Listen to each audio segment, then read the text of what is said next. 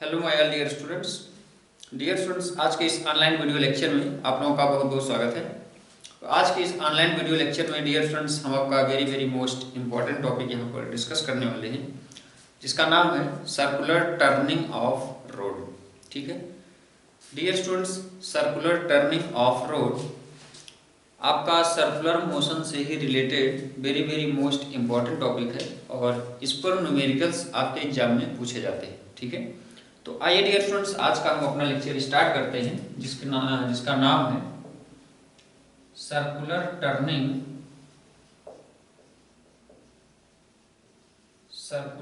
Turning of road.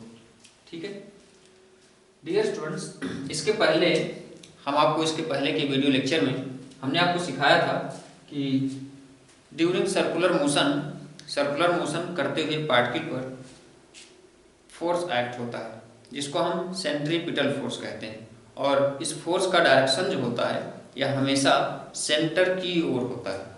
ठीक है dear students, जैसे कि ये हम सपोज कर लें ये कोई पार्टिकल है और ये सर्कुलर पाथ पर मोशन कर रहा है। ठीक है, तो हमेशा सेंटर की ओर एक फोर्स लगा होता है, ये इसका सेंटर है, जिसको हम सेंट्रीपिटल फोर्स कहते हैं। ठीक है, तो डियर स्टूडेंट्स इसके भी पहले इसके पहले की वीडियो लेक्चर्स हमने सर्कुलर मोशन पर कुल अभी तक 3 लेक्चर्स अपलोड कर रखे हैं। ठीक है, और डियर स्टूडेंट्स अगर आप इसके पहले के लेक्चर अभी तक आप लोगों ने नहीं देखा है तो इसके पहले के वीडियो लेक्चर आप लोग जरूर देखें। सिक्वेंशियली वीडियोस देखेंगे तो आपको कहीं भी कोई डाउट नहीं आएगा किसी भी वीडियो में और किसी भी कॉन्सेप्ट में। ठीक है, तो डियर स्टूडेंट्स अगर आपको हमारा कोई वीडियो सर्च करना है तो आप YouTube के सर्च बॉक्स में जा करके आपको सर्च करना है टॉपिक का नेम बाय MBR फिजिशियन। ठीक है,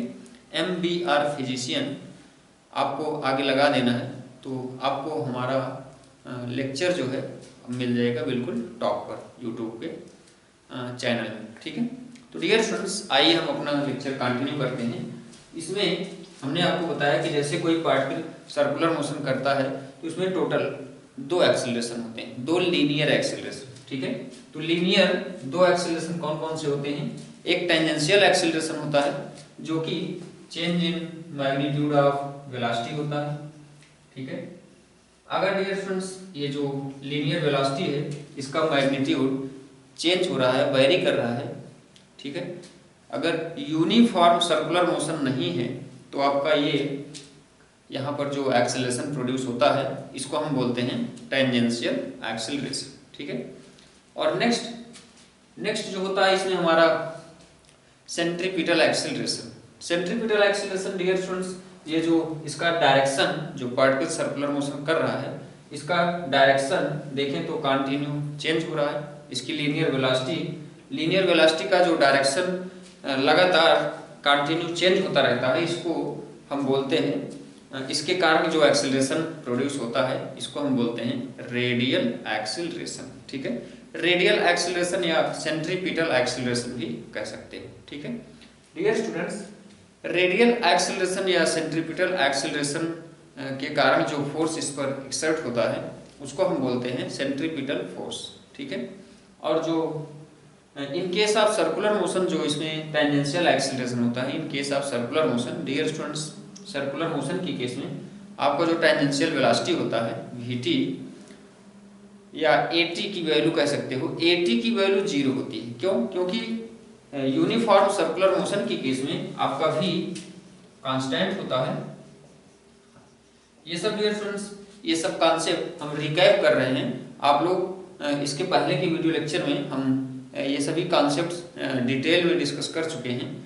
ठीक है, तो यहाँ पर हम ये थोड़ा सा यहाँ पर रिकैप कर रहे हैं बस। ठीक है, उसके बाद हम कंटिन्यू हो जाएंगे जस्ट अपने टॉपिक में। तो यहाँ पर हमने आपको बताया कि यूनिफॉर्म सर्कुलर मोशन के केस में V आपका कांस्टेंट होता है। ठीक है, V में डियर स्टूडेंट्स, V में जैसे कि हमने आपको बताया यहाँ पर V के 2 कंपोनेंट होते हैं, एक लीनियर वेलोसिटी होता है और एक एंगुलर वेलोसिटी। तो लीनियर वेलोसिटी के कारण यहाँ पर हमको 2 एक्सेलरेशन मिलते हैं। तो डियर स्टूडेंट्स अगर V कांस्टेंट हो जाएगा तो यहाँ पर आपका केवल At 0 होगा। ठीक है, लेकिन AR यहाँ पर आपका प्रेजेंट रहेगा, क्योंकि ये डायरेक्शन के चेंजिंग के कारण प्रोड्यूस होता है। और कोई भी पार्टिकल अगर सर्कुलर मोशन कर रहा है तो इसका डायरेक्शन जो है जरूर मस्ट है कि चेंज होगा ही होगा। ठीक है, तो आपका ए आर हमेशा प्रेजेंट रहने ही वाला है। ठीक है, जो जिसको हम सेंट्रीपिटल एक्सीलरेशन बोलते हैं। अब डियर स्टूडेंट्स, आइए हम अपने टॉपिक की ओर आगे बढ़ते हैं, कंटिन्यू होते हैं। तो यहाँ पर डियर स्टूडेंट्स, हम जो इसके पहले के वीडियो लेक्चर में हमने आपको जैसे कि बताया कि हमने फोर्स का दो कंपोनेंट डिस्कस कर रखा है। फोर्स का एक तो टेंजेंशियल कंपोनेंट, ठीक है, और एक तो जो है दूसरा रेडियल, या कह सकते हो कि हॉरिजॉन्टल रेडियल। ठीक है, टेंजेंशियल वर्टिकल और हॉरिजॉन्टल रेडियल। ठीक है, तो डियर स्टूडेंट्स, जैसा कि in case of conical pendulum का एग्जांपल भी हम इसके पहले की वीडियो लेक्चर में, लेक्चर नंबर 3 में अपलोड कर चुके हैं। ठीक है, तो dear students, AT is equal to 0, AR is equal to V square by R। तो यहाँ से F is equal to MAR और MV स्क्वायर बाई R, जिसको हम बोलते हैं सेंट्रीपिटल फोर्स, या हमेशा सेंटर की ओर वर्क करता है। ठीक है, और F टेंजेंशियल के कारण आपका 0 होता है। क्यों? क्योंकि यहाँ पर एक्सीलरेशन आपका 0 होता है in case of uniform circular motion. ठीक है, डियर स्टूडेंट्स, यहाँ पर अभी हमको अपने टॉपिक में डिस्कस करना है आज के इस लेक्चर में सर्कुलर टर्निंग ऑफ रोड। ठीक है, यहाँ पर सर्कुलर टर्निंग ऑफ रोड का मतलब डियर स्टूडेंट्स, पहले थोड़ा सा इसको आप फील करेंगे। ये अभी हमने जो रिकैप किए यहाँ पर जो कॉन्सेप्ट, इन कॉन्सेप्ट्स का इस टॉपिक से, आज के हमारे इस टॉपिक से डायरेक्ट रिलेशन है इसका। ठीक है, तो डियर स्टूडेंट्स, यहाँ पर रिलेशन कैसे है इसको हम देखेंगे। आइए, यहाँ पर डियर स्टूडेंट्स, जैसे हम सपोज कर लें कि हमारे पास कोई कार हो या कोई व्हीकल हो या किसी सर्कुलर पाथ पर टर्न हो रही हो। ठीक है, यहाँ पर कोई कार हो या कोई व्हीकल हो, या इस सर्कुलर पाथ पर टर्न हो रही है। ठीक है, तो डियर स्टूडेंट्स, जैसा कि अभी हमने आपको बताया कि AR is equal to V square by R और FC is equal to MV square by R, यह आपका हमेशा प्रेजेंट होना ही होना है in case of circular motion. ठीक है, तो डियर स्टूडेंट्स, यह हमेशा प्रेजेंट होगा ही होगा। क्यों होगा इसको भी हमने एक्सप्लेन कर रखा है। ठीक है, अभी भी हमने आपको आपके फ्रंट में एक्सप्लेन किया।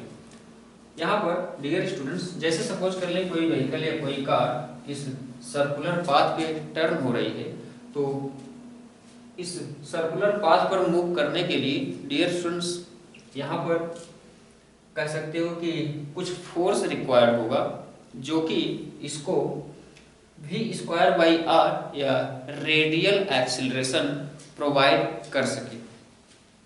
ठीक है, या डियर स्टूडेंट्स, यहाँ पर इसको दूसरे वर्ड में ऐसे भी कह सकते हो कि अगर कोई व्हीकल हो या कोई कार हो, अगर ये किसी सर्कुलर आर्क पर या किसी सर्कुलर पाथ पर टर्न हो रही है, मूव कर रही है, तो इसके लिए आपका MV square by R force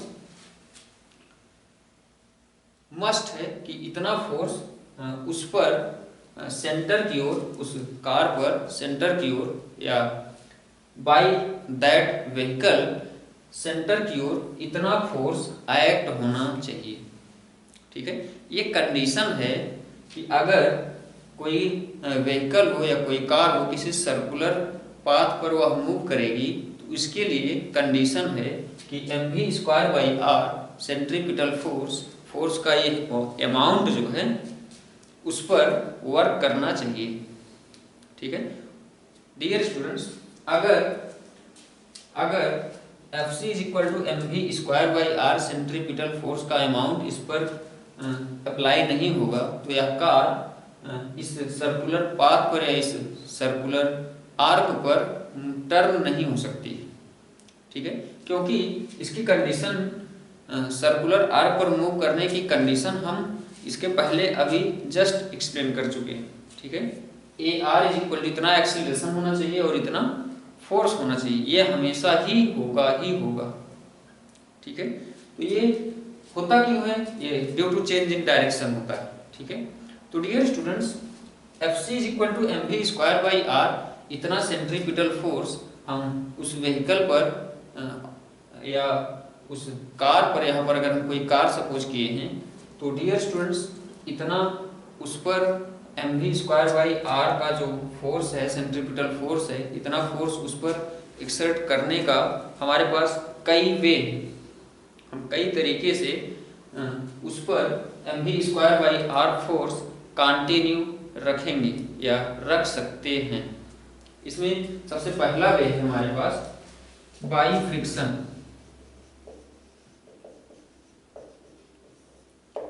ठीक है डियर स्टूडेंट्स, आइए सबसे पहले यहां पर हम देखते हैं कि बाई फ्रिक्शन कैसे जो है कोई कार या कोई व्हीकल बिना स्लाइड किए हुए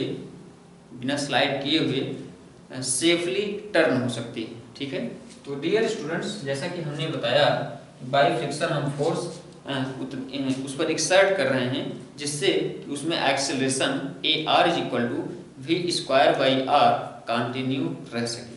ठीक है, तो यहाँ पर हम by friction F is equal to M V square by R इतना सेंट्रीपिटल फोर्स इस पर एक्सर्ट करेंगे। ठीक है, मतलब इतना फ्रिक्शन इस पर हम यहाँ पर कंटिन्यू रखेंगे। ठीक है, तो डियर स्टूडेंट्स यहाँ पर M V square by R force या सेंट्रीपिटल फोर्स हम मेंटेन कर रहे हैं बाई फ्रिक्शन। ठीक है, और फ्रिक्शन की वैल्यू हम जानते हैं कि फ्रिक्शन जो होता है यहाँ पर डियर स्टूडेंट्स या M V square by R amount of force जो है, इस फोर्स को कंटिन्यू रखने के लिए आप जो फ्रिक्शन अप्लाई कर रहे हो यहाँ पर उस फ्रिक्शन की वैल्यू डियर स्टूडेंट्स कितनी होगी। कार अगर स्लाइड नहीं कर रहा है तो इसका मतलब इसमें जो बाई फ्रिक्शन या कह सकते हो जो काइनेटिक फ्रिक्शन होता है यहाँ पर काइनेटिक फ्रिक्शन नहीं होगा। मतलब कार या व्हीकल आपका स्लाइड नहीं कर रहा है तो इसका मतलब इसमें लिमिटिंग फ्रिक्शन वर्क कर रहा है। ठीक है, तो यहाँ पर limiting friction F L is equal to हो जाएगा म्यू एन, और म्यू एन यहाँ पर नॉर्मल रिएक्शन फोर्स है, ये हो जाएगा एम जी। ठीक है, इसको हम सपोज कर लेते हैं इक्वेशन 1 और इसको सपोज कर लेते हैं इक्वेशन 2। ठीक है, अब डियर स्टूडेंट्स यहाँ पर हम देखते हैं condition of turning car safely without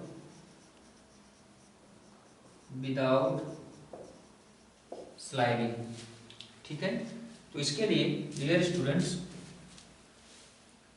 यहां से हमारा M V square by R is less than or equal to होना चाहिए एफ एल के। ठीक है, यहाँ पर डियर स्टूडेंट्स फिर से ध्यान देंगे, यहाँ पर लिमिटिंग फ्रिक्शन ये कंडीशन हम कैसे यहाँ पर क्रिएट कर लिए, तो ये कंडीशन डियर स्टूडेंट्स हम यहीं से क्रिएट कर लिए कि जो एफ एल होता है यह लिमिटिंग फ्रिक्शन होता है। ठीक है, अगर एफ एल क्या होता है, लिमिटिंग फ्रिक्शन मतलब कोई ऑब्जेक्ट, लिमिटिंग फ्रिक्शन का मतलब यहाँ पर कह सकते हो कि कोई ऑब्जेक्ट जब तक स्लाइड करने वाला नहीं होता है, मतलब कोई ऑब्जेक्ट या किन्हीं दो सरफेसेस के बीच का वह फ्रिक्शन, ठीक है, जब तक या जिस पर ऑब्जेक्ट बिल्कुल स्लाइड करने वाली हो, ठीक है, मतलब स्लाइड ना कर रही हो, स्लाइड करने वाली हो, उसको हम बोलते हैं लिमिटिंग फ्रिक्शन। ठीक है, तो यहाँ पर ऑब्जेक्ट स्लाइड नहीं कर रही है, अगर ऑब्जेक्ट स्लाइड करने लगती है तो वहाँ पर जो फ्रिक्शन की वैल्यू होती है वह आपकी चेंज हो जाती है और वहाँ पर काइनेटिक फ्रिक्शन वर्क करने लगता है। ठीक है, यहाँ पर इसीलिए M V square by R यह ऑब्जेक्ट या कार जो है स्लाइड ना करे, यहाँ पर हम लिखे हैं विदाउट स्लाइडिंग, तो स्लाइड ना करे, इसलिए यहाँ पर ये जो M V square by R है या फोर्स है, इसको हम इसके इक्वल या लेस देन एफ एल कर रहे हैं, लिमिटिंग फ्रिक्शन। लिमिटिंग फ्रिक्शन की वैल्यू यहाँ से M V square by R is less than or equal to ये हो जाएगा म्यू एम जी। ठीक है, तो यहाँ से एम कैंसिल कर सकते हैं और हम कंडीशन अपनी चेंज कर सकते हैं। ये हो जाएगा mu is greater then v square by R जी। ठीक है, तो डियर स्टूडेंट्स यहाँ से हम आई होप आपको कंडीशन क्लियर हो गई होगी। म्यू यहाँ पर क्या है, कोएफिशिएंट ऑफ फ्रिक्शन, और यहाँ पर लिमिटिंग फ्रिक्शन की केस में या कह सकते हो स्टैटिक फ्रिक्शन या लिमिटिंग फ्रिक्शन की केस में ये हो जाएगा म्यू एस।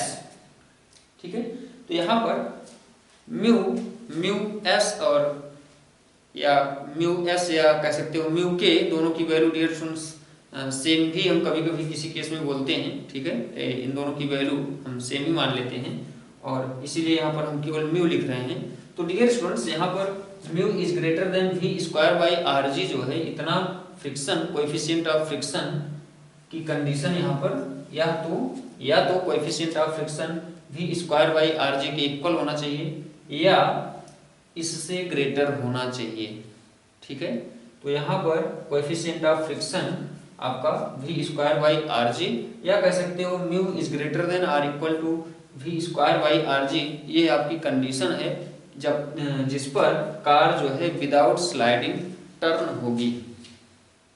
ठीक है, सर्कुलर पाथ पर कह सकते हो या सर्कुलर आर्क जैसे पाथ पर। ठीक है, डियर स्टूडेंट्स यहाँ से आप v की v कंडीशन क्रिएट कर सकते हो, निकाल सकते हो कि v की वैल्यू, वेलोसिटी की वैल्यू कितनी हो जिस पर यह कार जो है बिना स्लाइड किए हुए टर्न हो सके। तो इसके लिए v की वैल्यू निकाल सकते हो। यहाँ से आपको v की वैल्यू मिल जाएगी v इज लेस देन और इक्वल टू अंडर रूट, यहाँ से आप निकाल सकते हो, इसकी वैल्यू हो जाएगी म्यू आर जी। ठीक है, यहाँ से मतलब अगर आपकी वेलोसिटी जो है या कार की वेलोसिटी लेस देन और इक्वल टू है म्यू आर जी के, तब भी आपकी कार बिना स्लाइड किए हुए सेफली टर्न हो जाएगी। ठीक है, तो डियर स्टूडेंट्स यहाँ पर हमने आपके फ्रंट में दो कंडीशन बताई है, दोनों कंडीशन ध्यान देंगे। ठीक है, अब आइए हम अपने इस लेक्चर में कंटिन्यू होते हैं इस टॉपिक में। और डियर स्टूडेंट्स यहाँ से देखते हैं, ये तो था बाय फ्रिक्शन, यहाँ पर बाय बैंकिंग ऑफ रोड, यहाँ पर दूसरा मेथड है बाय बैंकिंग ऑफ रोड।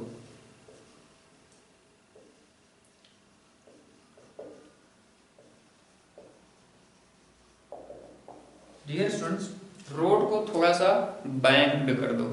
ठीक है, जैसे यहाँ पर ये हम सपोज कर लेते हैं कि ये थीटा एंगल पर बैंक्ड या इंक्लाइन। ठीक है, यहाँ पर हम ये कोई कार सपोज कर लेते हैं।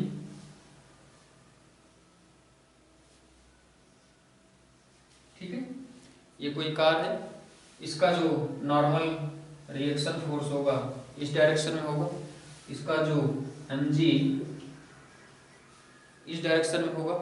ठीक है, और ये आपका हो जाएगा थीटा, है ना।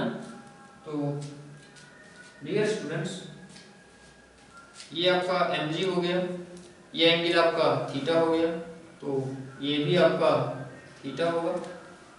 ठीक है, और ये थीटा होगा और ये n है, तो ये हो जाएगा n cos थीटा। ठीक है, और हमने कहा था कि इसका जो रेडियल या जो सेंट्रीपिटल फोर्स होगा वह dear students towards to centre mv square by r होगा। ठीक है, और इसी डायरेक्शन में इसका जो n साइन थीटा कंपोनेंट भी आएगा।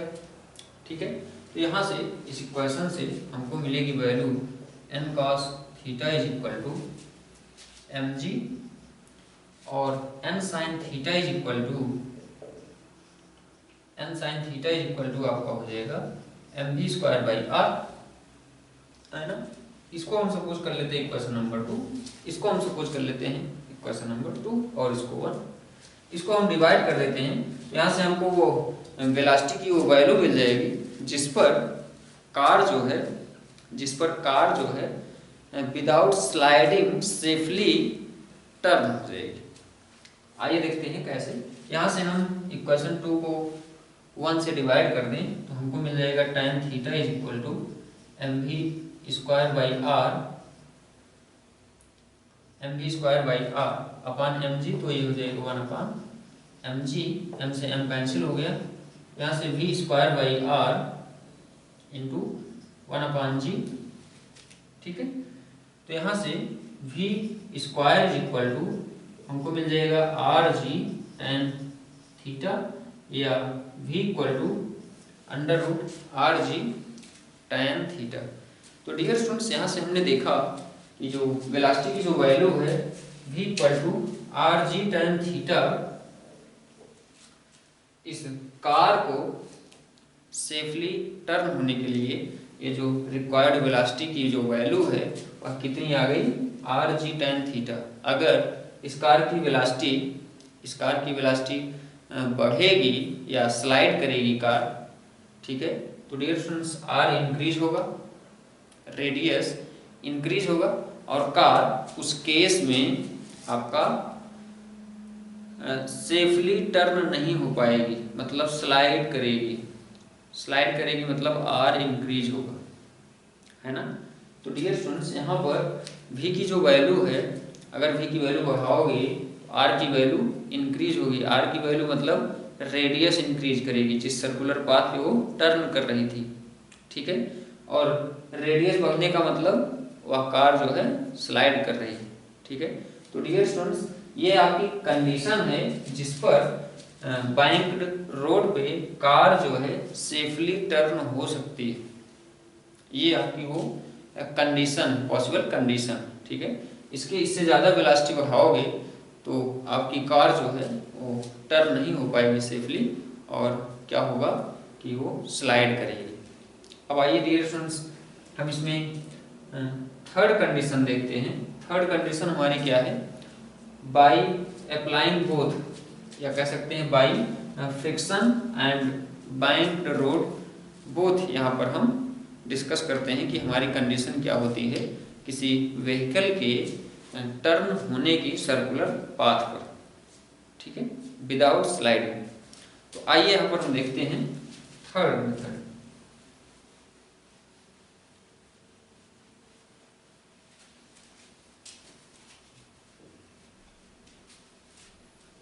थर्ड मेथड में डियर स्टूडेंट्स, हम आपका फ्रिक्शन भी सपोज कर लेते हैं और रोड भी बैंक्ड सपोज कर लेते हैं। यहाँ पर हमारी जो थर्ड हेडिंग्स है, थर्ड कंडीशन है बाई फ्रिक्शन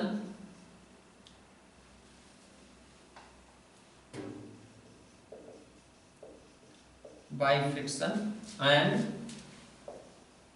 बैंक्ड रोड, ठीक है।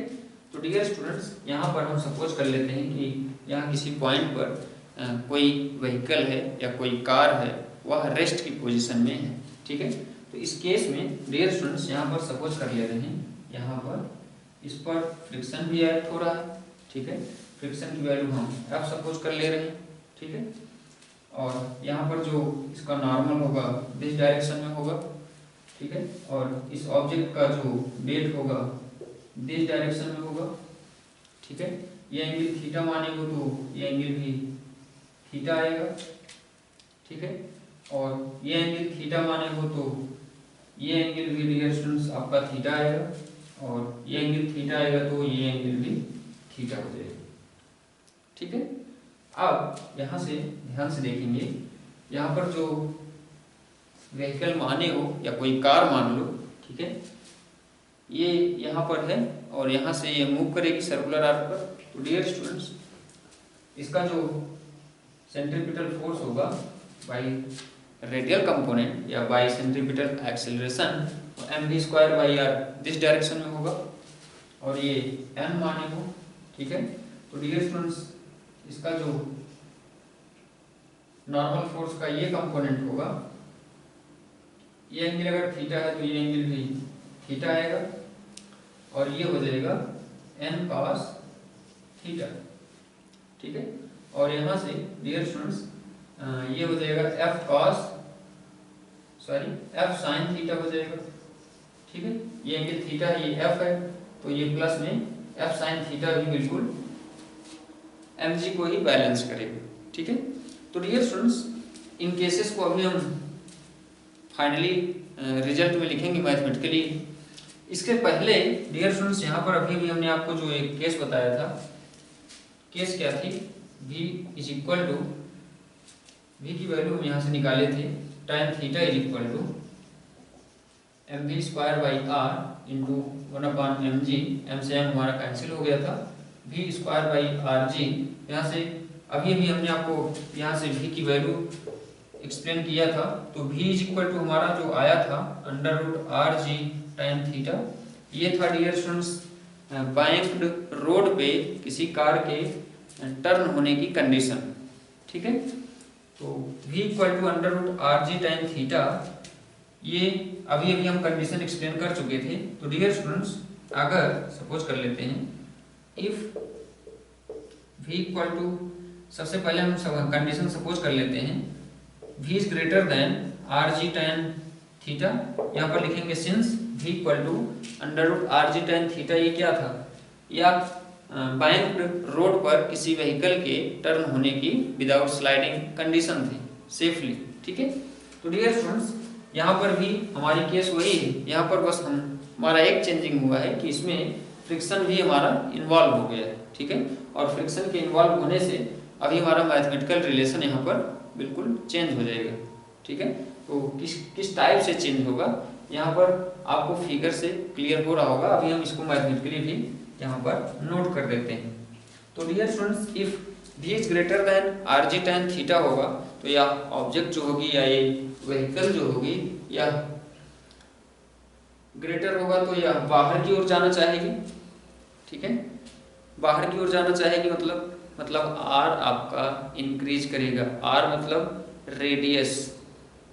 ठीक है डियर स्टूडेंट्स, अगर v इंक्रीज करेगा तो रेडियस इंक्रीज करेगा। अभी हमने आपको यहाँ पर जस्ट एक्सप्लेन किया है। तो अगर रेडियस इंक्रीज करेगी, सपोज कर लो ये कोई सर्कुलर आर्क था, ठीक है, अब v बढ़ेगा तो रेडियस इंक्रीज होगा। ठीक है, और रेडियस इंक्रीज होने का मतलब डियर स्टूडेंट्स या व्हीकल जो होगी या ये जो कार होगी या दिस डायरेक्शन में आगे की ओर बढ़ना चाहेगी, तो फ्रिक्शन जो होगा वो आपका अपोजिट लगता है।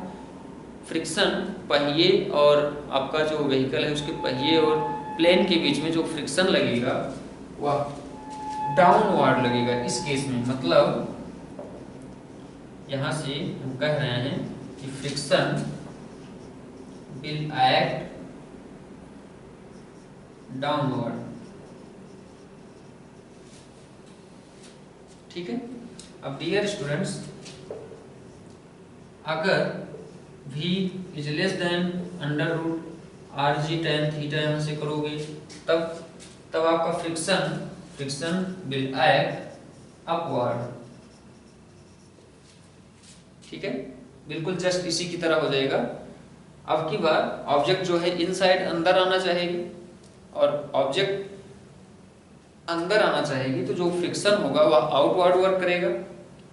ठीक है, तो डियर स्टूडेंट्स इस केस में आपका जो फ्रिक्शन होगा वह ऊपर की ओर वर्क करेगा, अपवर्ड। और थर्ड कंडीशन में अगर आपका v is equal to R G tan theta है, जिसको अभी हम यहाँ पर डिस्कस ही किए थे, तो इस केस में आपका no friction will be required, no friction will be required. इस केस में कोई भी फ्रिक्शन रिक्वायर्ड नहीं होगा। ठीक है, तो डियर स्टूडेंट्स क्यों, क्योंकि ये अभी हमने आपको जस्ट यहाँ पर बता रखा है, या वो वेलोसिटी होती है पार्टिकल की बैंक्ड रोड पे जिस पर कार सेफली टर्न हो सकती है। ठीक है, तो यहाँ पर फ्रिक्शन की कोई रिक्वायरमेंट नहीं है, फ्रिक्शन यहाँ पर जीरो होगा। ठीक है, मतलब यहाँ पर फ्रिक्शन जो होगा वो जीरो होगा थर्ड केस में। ठीक है, तो डियर स्टूडेंट्स अगर हम सपोज कर लेते हैं कि कार जो है या कोई व्हीकल जो है यहाँ पर रेस्ट में है। ठीक है, यहाँ पर हम ये कंडीशन नोट कर देते हैं, if vehicle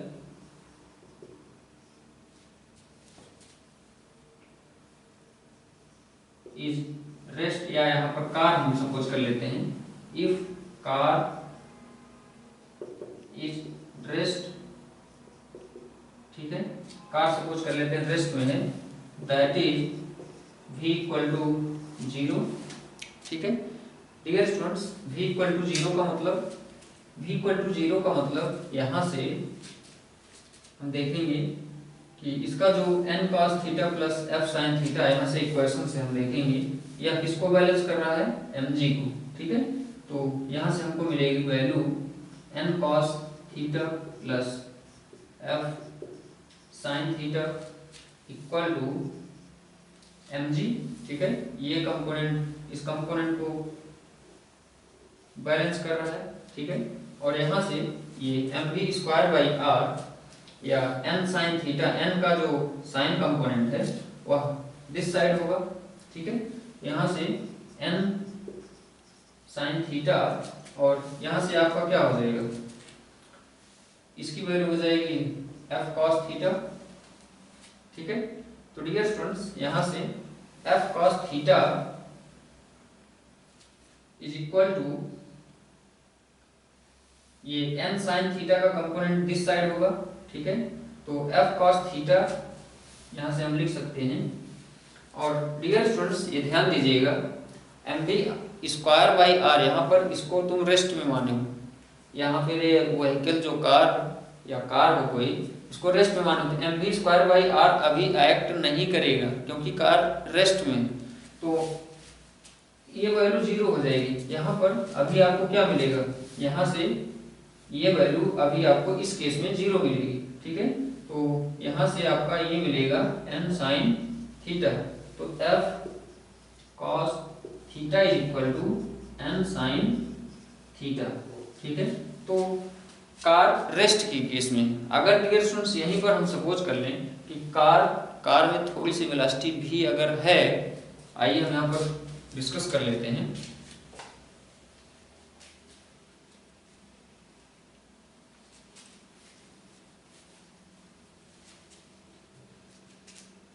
If car have some velocity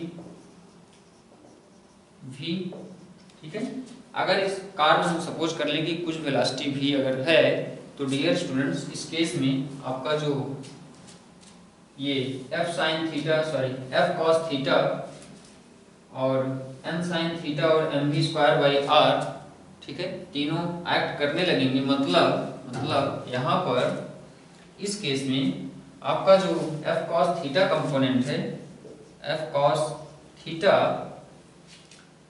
is equal to, यहाँ से आपको वैल्यू मिल जाएगी n sin theta plus mv square by r, मतलब f cos theta minus n sin theta,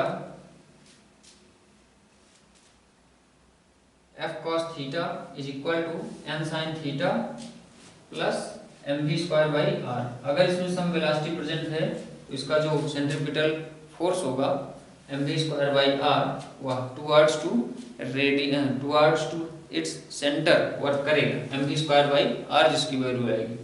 तो ये हो जाएगा f cos थीटा बैलेंस कर रहा है n sin theta plus mv square by r, तो f cos theta minus n sin theta is equal to mv square by r, ठीक है। मतलब तब हमको केस क्या मिली कि जो f cos थीटा और n sin थीटा का जो डिफरेंस है वह इक्वल टू होना चाहिए mv स्क्वायर बाई r, ठीक है। तो डियर स्टूडेंट्स, यहाँ पर आई होप आपको ये हमने 3 मेथड सिखाए हैं, ठीक है। यहाँ पर सर्कुलर टर्निंग ऑफ रोड के बारे में, ठीक है।